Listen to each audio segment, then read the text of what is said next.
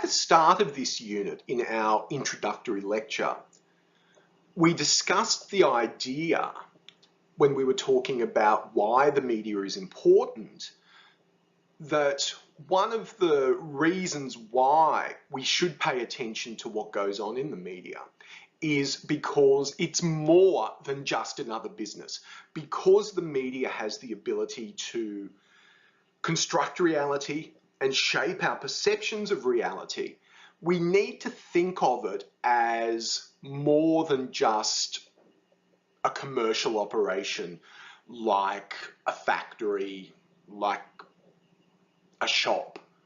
However, the propaganda model forces us to question that. So in relation to ownership, the first filter that the propaganda model presents for how the commercial media distorts information is ownership.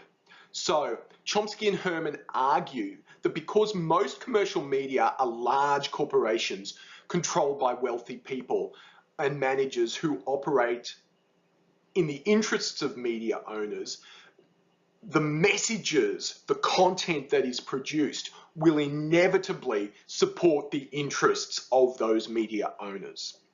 And as a result, commercial media interlock with other powerful individuals and institutions through ownership, management, social practices. You know, rich people socialize together. They go to the same parties, they go to the same events.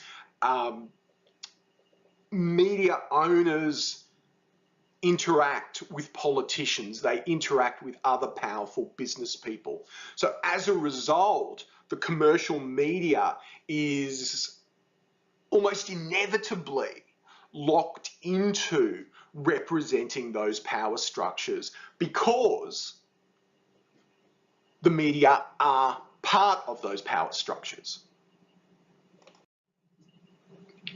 Now, Herman and Chomsky are not saying people who own the media are inherently bad.